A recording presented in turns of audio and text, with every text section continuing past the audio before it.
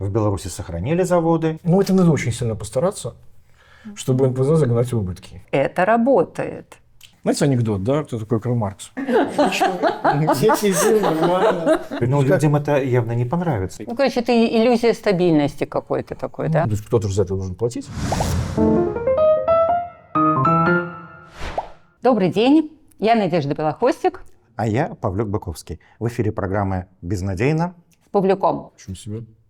Да, так у нас. Но у нас сегодня не только со мной «Безнадейно». Да, у нас сегодня гость. Который, наверное, будет помогать нам разрушать некоторые надежды на воплощение некоторых нарративов. Да, с нами Сергей Чалый. Обычно Сергея представляют как популяризатора сведения белорусской экономики. А еще недавно я услышал в одном из эфиров представление как герменевтики Лукашенко, специалист, который разбирается в смыслах и высказываниях. Вот у нас как раз пофартило, совпало так, что мы хотим разобрать нарратив. Так. Я сейчас скажу, я напомню, что мы начали же цикл новый, уже прошлый выпуск наш был. К сожалению, мы его не можем называть вслух, потому что, судя по всему, YouTube не очень любит некоторые слова. На «в». На «в», да. И на «с». И другие слова. Да. Цикл наш посвящен мифам, которые существуют в нашем сознании десятилетиями, мифы пропагандистские. Какие-то. Мы хотим в этом цикле с ними поразбираться, по одному их так препарировать. Вот. И сегодня, поскольку у нас Сергей, понятно, что это что-то будет экономическое и с Лукашенко. Да. Но звучит этот миф так. Сохранили заводы. Я его слышала сотни раз от самых разных людей. Я слышала от таксистов Тбилиси. Вот. А вы же там, вот у нас тут ничего, да, в Украине. До войны. Я слышала от молодого человека, от молодого журналиста белорусского, который сказал, ну не все же плохое, как было бы... связано с известным... С Александром. Да, вот что-то примерно такое белорусский же. порядок формировался веками. Да, наивысшей точки, да. И просто когда я услышала это от молодого человека, я поняла, что это работает. А как все начиналось? Да, и как все начиналось? Ну, мы помним в 1994 году дебаты, наверное, единственные дебаты реальных кандидатов. О, да, я очень хорошо помню эту историю. Знаменитый момент был совершенно. Да, и Александр Лукашенко сказал, что он запустит заводы, а Кебич... Это был потрясающий совершенно момент. Кебич, конечно, очень плохо эти дебаты провел, но смысл был в том, что он просто реально брал и представлялся. Да? То есть, он говорит, вот смотри, Лукашенко, у тебя там в программе написано, я запущу заводы. Вот я, премьер, правительство, не знаю, как запустить заводы. Ну, зачем ты это делаешь? Он говорит, я знаю все, И все. И все, на этом вопрос закончился. То есть, как бы подразумевалось, что он уже расскажет, как он это сделает. Мы запустим. Ты не знаешь, а мы знаем все. Ну, понятно, что это был такой популизм, да, но почему он так сработал? Ну, там же речь шла о чем? Что значит запустить заводы? Речь шла, это стандартный совершенно нарратив красных директоров, о том, что проблема распада Советского Союза привела к разорванной хозяйственной связи. К разрыву хозяйственных связей, хозяйственные связи надо восстановить. Ну, и, в общем, в принципе, как бы считалось, что если вот вы это сделаете, то, типа, как бы счастье снова вернется, и будет все, вернемся взад, короче, как в тех картинках Ложкина, да. Да, но в Минске когда-то делали компьютеры, но их перестали делать и при Советском Союзе тоже. То есть еще раньше началось. Значит, давайте, вот если уже брать про эту фразу «сохранили все заводы», вы совершенно правильно заметили, что главным образом это все-таки экспортное чудо, разговор, да, потому что люди, которые...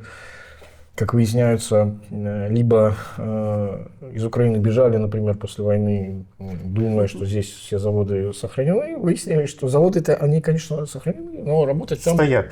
Никто особо не хочет, потому что там это как... То есть они сохранены в том же состоянии, как в Советском Союзе, когда вы думаете, что вы нам платите, а мы думаем, что мы вам работаем. Это с одной стороны. То есть все-таки экспортный вариант. Второе. Значит, он, фактически неверен, и Лукашенко это хорошо знает, но, тем не менее, его использует. То есть, он все-таки означает немножко другое, чем то, что мы привыкли слышать. То есть, мы знаем предприятия, которые и прекрасно обанкротились, и они регулярно происходят. И вот у нас Белвес, на самом деле, недавно сам подал на эту процедуру защиты от кредиторов. И таких историй достаточно много. То есть, речь все-таки это не про то, что не все они, то есть, как бы все живут, которые были. подразумевается нечто все-таки другое. Главным образом он имеет в виду, когда он говорит, я сохранил все, что нам осталось от Советского Союза, и, типа, каким образом он это сделал? Никому не распродал. Не распродал, говорит он, как все остальные. Ну, Более того, то, что ушло на свободу, и потом подгреб обратно новое. Да, потому что действительно было же с советских времен идущие вот эти два знаменитых механизма акционирования. Один через так называемые трудовые коллективы. Народные. Они же фактически на самом деле менеджмент, которые потом становились из управленцев владельцами. И, значит, ну вот и дальше потом, как это... Подождите, конфеты – это же для детей, поэтому, значит, мы забираем это. Ну, или как, например, Пинсгдрев, которые воспользовались, значит, Заврак Леонидовича просто потому, что случилось несчастный случай. Вот. Опять же, не об этом. Он говорит о том, я сохранил, ничего не распродал. И вот это вот ключевое. И никого не уволил. То есть, секундочку, как бы при том, что мы что-то загубили, но это же мы сами загубили, это же не какие-то враги загубили. То есть сохранить означает, если кто и, значит, уничтожил, то это я сам.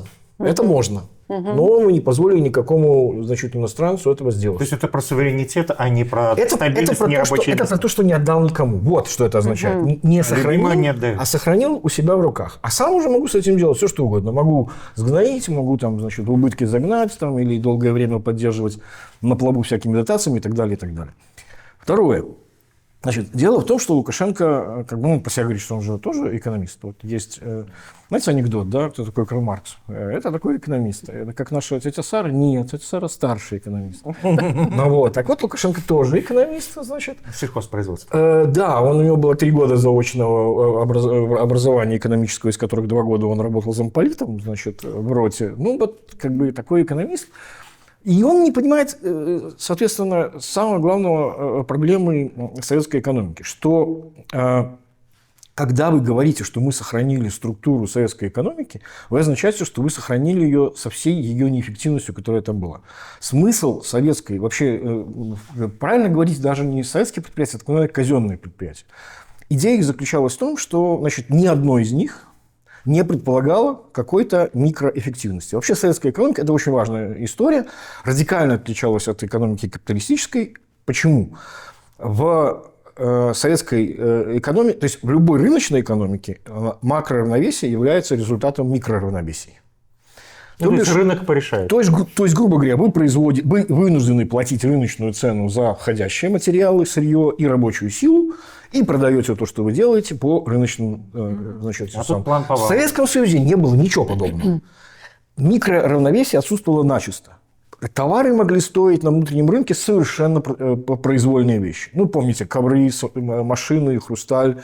Ну, то есть, а хлеб им кормили свиней, потому что хлеба к обеду, значит, в меру бери драгоценности не сори, потому что он стоил слишком дешево, им реально кормили скот.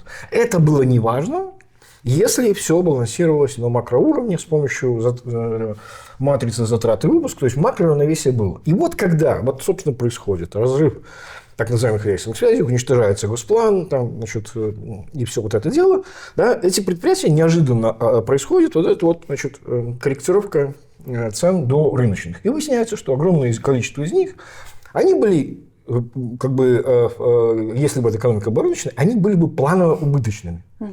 То бишь, важно было не деньги зарабатывать, а нужно было готовиться к войне. Нужно чугуна, стали, на душу населения, побольше там этих снарядов там, и всего вот этого. Да? Или как, например, Гайдар в своей, значит, знаменитой книжке, описавшей советскую экономику, он называл это экономикой нулевого цикла. Нам нужно строить больше заводов, которые будут производить больше металла, из которых мы построим больше эскаваторов, которые построят больше заводов. А где в этом производство товаров для, значит, потребительских? Ну, об этом мы подумаем потом. И вот эта вся экономика, значит, радикально неэффективная. Больше того, там же ведь еще и... Это мы говорим только про отдельные предприятия, там же еще проблема была экономической географии. Они размещались вообще совершенно идиотским совершенно способом. Ну, вот, к примеру, где в России строились сталелитейные заводы? Они строились там, где находится месторождение руды, хотя во всем мире они строятся там, где месторождение угля. Ну, как, например, Питтсбург, United States Steel, Карнеги, вот это все. Почему? Потому что угля вагонами везти нужно гораздо больше, значит, чем руды, которые требуются. Она тяжелее, она меньше, она То компактнее. есть в Беларуси было более рационально. У нас угля было, немножко как у нас есть, но торф в основном. Да, как у нас любили говорить, значит, у нас было сборочное производство. Да. Значит, и, как мы все понимаем, что почему это вообще стало возможным, развитие этого всего сборочного производства, потому что Советский Союз, благодаря Варшавскому пакту, отодвинул, значит, границы НАТО или чего там, значит, этих врагов, которые постоянно там ходят по нашим границам зубами. Союзники бывшие. Да. Ну, все они такие негодяи, все время эти, как там, реваншисты. Вот. И раз потом эта безопасность появилась, значит, можно было в этих местах, где и уже были образованы относительно рабочая сила, строить вот эти самые заводы, работающие на весь Советский Союз. То есть, грубо говоря, если вы не занимаетесь вот этой самой, ну, это уже просто невозможно, это уже как это набило оскомину, это просто уже все, кто это слышит, мне кажется, уже нервно, там что-то у них глаз дергается. Да? Значит, без структурной перестройки экономики, которая бы осталась после Советского Союза, вы не можете сделать экономику эффективной. И фраза «вы сохранили все заводы, которые нам достались от Советского Союза», означает, что вы сохранили все, включая самые неэффективные. А вот теперь самый главный вопрос. Что означает, что вы сохранили даже самые неэффективные производства? Ну, то есть, кто-то же за это должен платить. И вот тут очень интересный момент. Я, значит, тоже не устаю повторять. Есть совершенно потрясающая работа Димы Крукова, давно написанная, значит, который сделал очень-очень красивый график. И внутри он результат всего этого исследования. Вот посмотрите, как вообще распределяются ресурсы в экономике капиталистической, рыночного типа. Какие отрасли получают наибольшее вложение денег? Ну, те, которые растут быстрее и которые эффективнее. Да? То бишь, вся система капиталистической экономики построена таким образом, что надо деньги забирать. Ну, неэффективных, разными способами. Иногда они прекращают свое существование, банкротятся, либо их кто-то покупает. И отдавать тем, ну, для этого есть, то есть забирать есть механизм просто, отдавать это основной механизм. В Америке это все-таки фондовый рынок, а значит, в Европе это банковские кредитования. Ну, туда, где работает. Конечно. И да. вот он строит график. И каково же наше удивление, когда мы видим совершенно противоположную картину. То есть вместо вот такой мы видим вот такую. То есть деньги идут от эффективных к самым неэффективным. Это как с НПЗ случилось с белорусскими или там еще какие-то? Ну, с НПЗ тут вообще удивительная история, потому что, в общем-то, ну, это надо очень сильно постараться, чтобы НПЗ загнать в убытки. Ну, с ценами, которые ты получаешь российскими и продаешь там по мировым. Это надо же было кормить все остальные заводы. Это правда. И, кстати говоря, и вот это тоже очень важный момент, значит, смысл вот наличия этих предприятий планово-убыточных, то есть это все работает, пока это все находится в одних руках. Да? То есть у нас же, грубо говоря, Лукашенко советскую систему во многом сохранил, в том смысле, что он выстроил такой ЧУП Лукашенко. Да? Вот это все управление делами, там, вот все эти предприятия, которые туда, значит, включают. И, в общем-то, по большому счету, не было бы проблемы, если вы действительно имеете там планово-убыточные, значит, какие-то производства, если у вас есть центры прибыли. А выясняется, что, скажем, как это все маскировалось в Советском Союзе, по большому счету продолжает существовать и в России. То есть, как бы, все, что вы делаете руками, у вас получается плохо, а то, что вы добываете из земли, оно и есть главный источник добавленной стоимости. Все остальное, вся остальная экономика дальше делает вид, что она что-то делает. Вот. Обеспечивает рабочие места. Да. И в этом смысле это классическая сырьевая экономика. В идеале, вообще говоря, можно было вообще ничего не делать. Ну, если вам не нужно строить машины для убийства там, и всякие... Но люди могут что-то заметить, заподозрить. Тогда это будет верхняя вольта с ракетами, как говорила в свое время, значит, Маргарет Тэтчер, да? Вот. И да, и как-то это будет выглядеть не очень хорошо. А так мы вроде все пределы, что-то гайку крутим, да, вот как в старые добрые советские времена.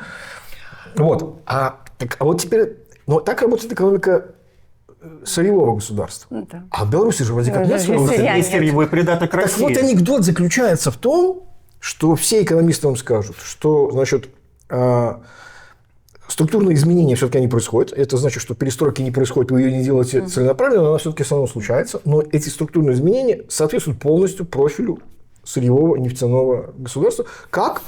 То есть, грубо говоря, Беларусь тоже нефтедобывающая страна, только она добывает эту нефть в Москве. Ну, да. они в Сибири. Понятно, да, понятно, и все. Понятно.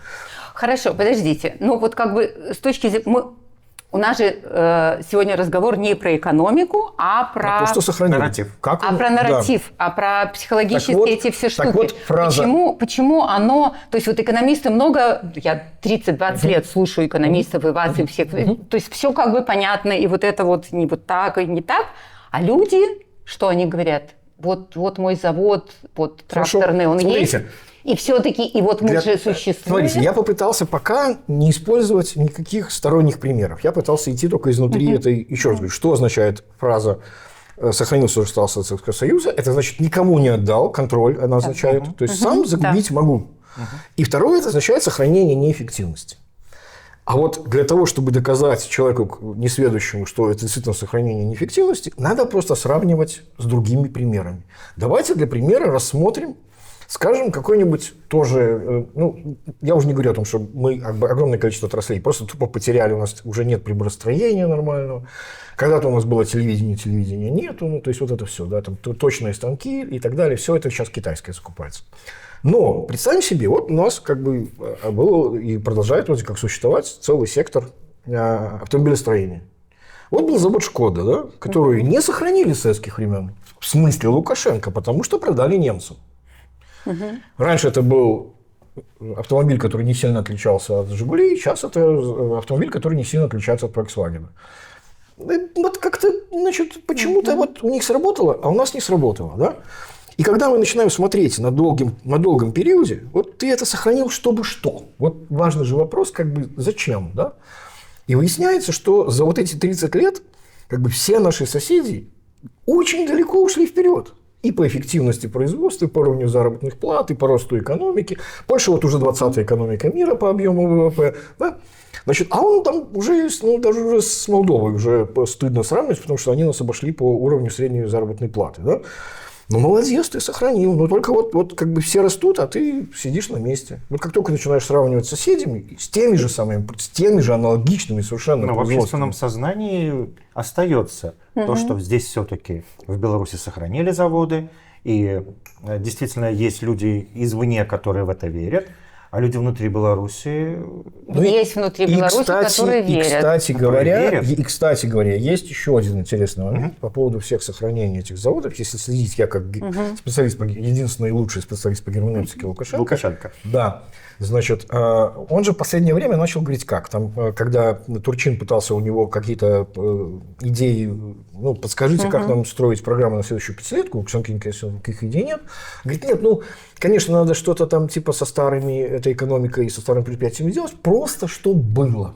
Вот если смотреть внимательно, что он говорит, просто чтобы было. Ну, как бы люди же работают, не бросать же их на улицу там, и так далее. Хотя на самом деле это тоже очень такой интересный момент. То есть, если ваше предприятие убыточно, то с точки зрения эффективности всей экономики выгоднее этому человеку, который работает на убыточном предприятии, платить ровно даже такого же размера, как зарплата, пособие по безработице, чтобы он не тратил сырье, превращая что-то полезное в что-то ненужное своим и материал свой собственный труд. Но людям это явно не понравится. Я вот помню, как в ряды коммунистов в начале 90-х попало много людей, которые в Минске еще при Советском Союзе делали компьютеры, а еще до распада Советского Союза на этом же предприятии стали делать светильники.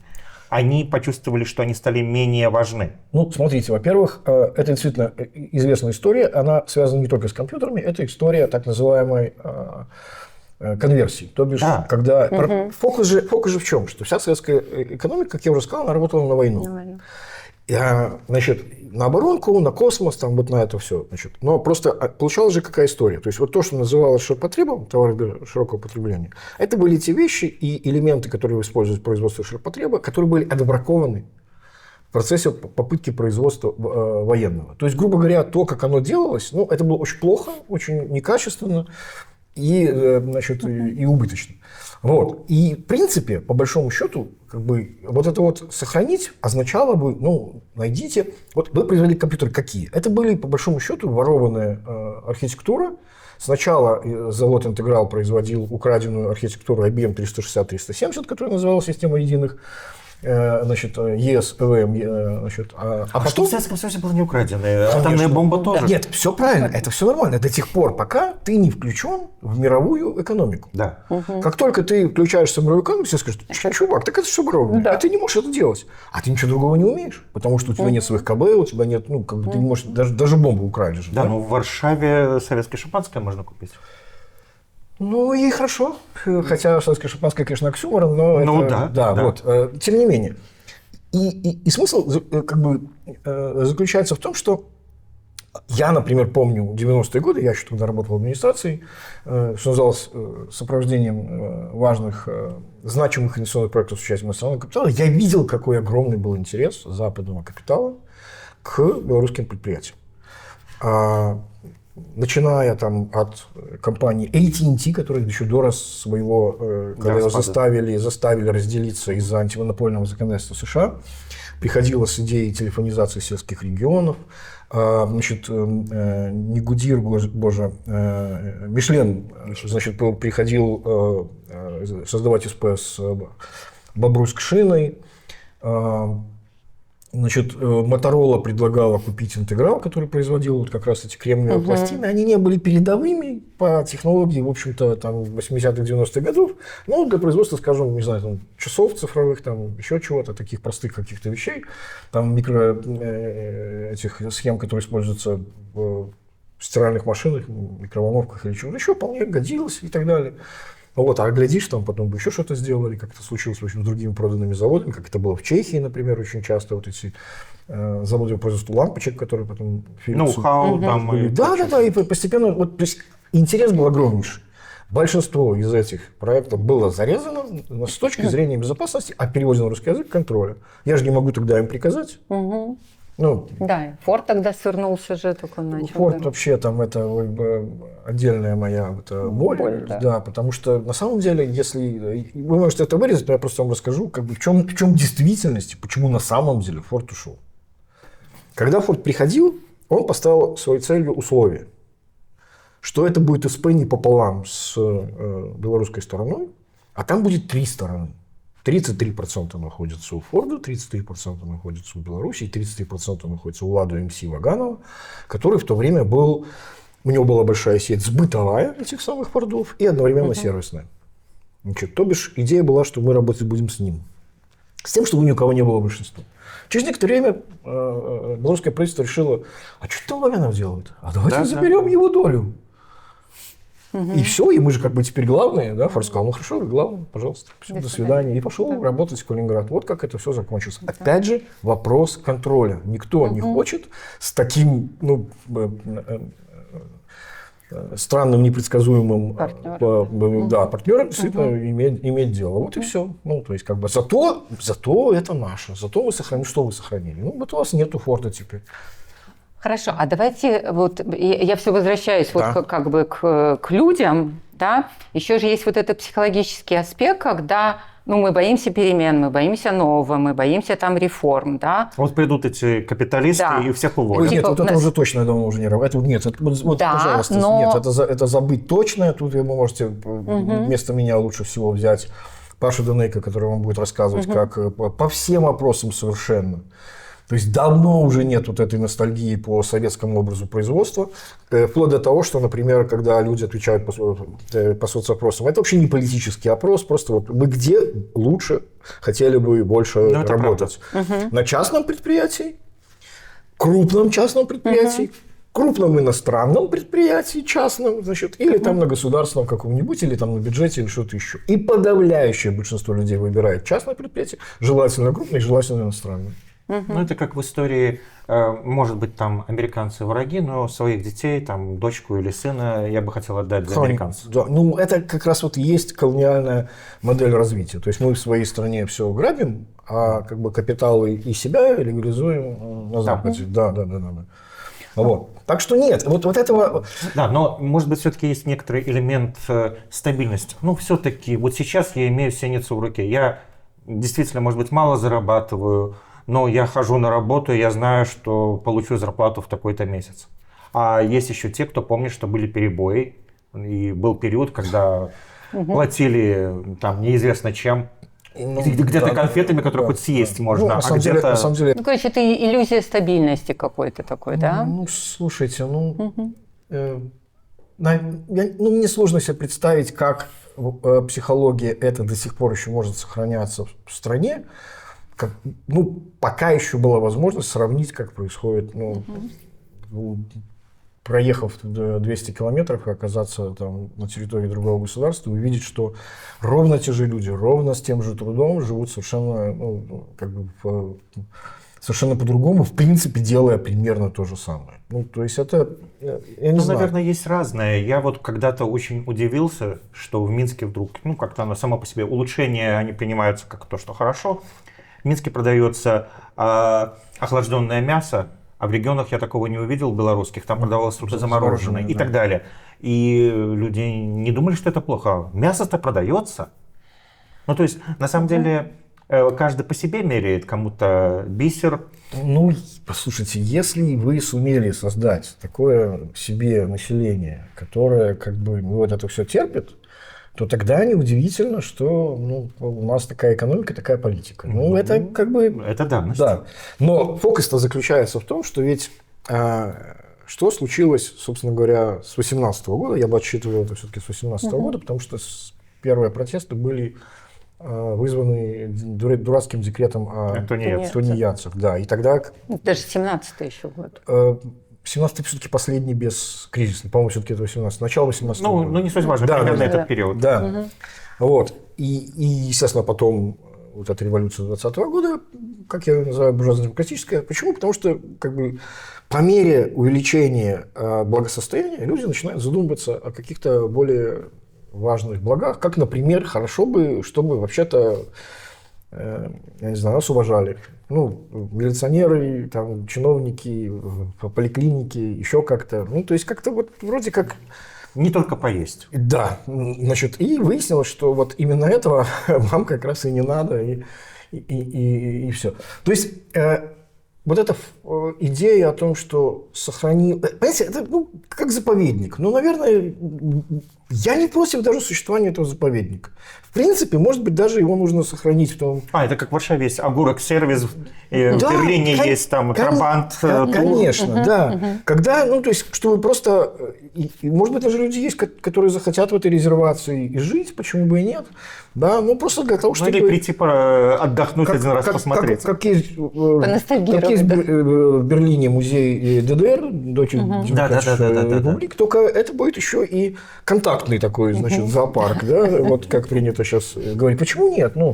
Фокус в том, что это очень малое количество людей, и это довольно, в общем, странное существование. То есть, когда Лукашенко заранее, он же молодец в управлении ожиданиями, да, он приезжает и говорит, давайте мяска много не есть, да, на праздники только, и так далее, и посадите себе картошечки, а что вы не можете картошку, так можно же продлить эту мысль и дальше, а что вы сами себя не лечите, что вы удивляетесь, что в поликлинике врачей не хватает, и так далее, что вы от меня все хотите, и так далее. Повторюсь, это фраза для внешнего потребления, для людей, которые не знают, как обстоят все-таки дела на этих заводах, и я, честно скажу, я бы считал, что в абсолютном меньшинстве находятся люди, которые на этих заводах удовлетворены своим этим самым положением. Кстати, помните, был такой Глебский в Координационный совет ходил, рабочий, с МТЗ, который, я поинтересовался его биографией, оказывается, он потомственный рабочий, дед и отец тоже. Династия. Да, и они все занимались одним и тем же. Опусканием в холодную воду раскаленной заготовки.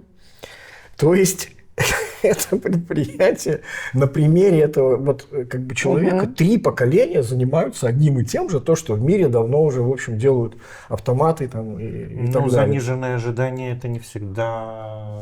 это и страшно, плохо. Да, и страшно, Потому что есть разные люди, и разное нужно, но поскольку у нас отсутствует выбор, тут, наверное, проблема. То есть я к чему? Что, конечно, за это время с Советского Союза произошли довольно серьезные изменения и в представлении людей, и вырос все-таки как Гринфилд с нуля не дали приватизировать, но все-таки вырос частный сектор, и люди увидели, что он эффективнее. Но я просто хочу вернуться еще в советское время. Мы же знаем, как бы по наблюдаемым фактам, можем судить о том, что было в головах у людей, которые работали на этих советских предприятиях.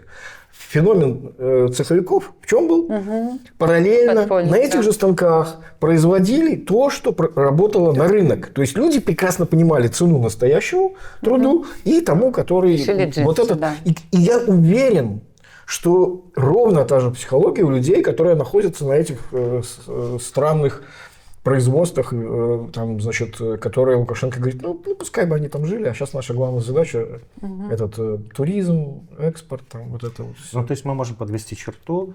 Вот этот нарратив сохранил заводы, это далеко не образ будущего, это образ консервации чего-то. Я вообще бы сказал, что на самом деле это признание сохранения неэффективности. То есть это не доблесть, это не дух на самом деле белорусской экономики. Когда он этим хвалится, он просто не понимает, что он действительно сам себя высмеивает. Ну вот, собственно, про это мы и хотели. Да. Мы хотели этот миф, ну вот как мы могли развенчать, чтобы было понятно, что за ним ничего. Скорее... И, в общем-то, ожидания реализовались. Нет, не просто ничего, а он несет отрицательную коннотацию, а не позитивную. Да, это очень важно понимать. А что может мы можем пофантазировать вообще, чем можно это заменить, чтобы что-то в сознании людей наших, какую-то надежду им там дать, к чему... За что держаться? Но на самом деле это важно. Слушайте, еще раз, тут лучше всего разговаривать с Пашей Денейко. Он любит говорить про скрытых чемпионов, про то, что у нас, несмотря на то, что ничего не давали, приватизации не было, но все-таки частный сектор развился, отношение к нему хорошее и так далее. Я по этому поводу люблю постоянно цитировать один из моих любимых грузинских анекдотов. Загадка, какой транспорт самый быстрый в мире? Ответ. Троллейбус. Почему? Потому что привязанный так бегает, а если отвязать, то улетит же, наверное. Вот это примерно про белорусский бизнес. Представьте себе, что будет, когда вот весь этот маразм, неэффективное распределение ресурсов, и когда, наконец... А что означает неэффективное распределение ресурсов? То есть, когда у вас деньги идут в неэффективное производство, означает, что для всех остальных кредит менее доступен и более дорог. То есть, как только у вас окажется нормальная макроэкономика, без этого всего этого бреда, вы представляете, что люди, которые умудрились привязанными так летать, летит же, наверное, просто. А я думаю, что это не только про белорусский бизнес, это вообще про всех белорусов. Абсолютно. Так что взлетаем. Все, счастливо, спасибо большое. Спасибо, Сергей. Спасибо, пишите, если для вас это безопасно. Стучите. Ставьте колокольчики, ставьте лайки, пишите комментарии. Подсказывайте нам темы, которые следует обсудить. Если для вас это безопасно, опять-таки повторюсь. Спасибо. Всего доброго. До свидания.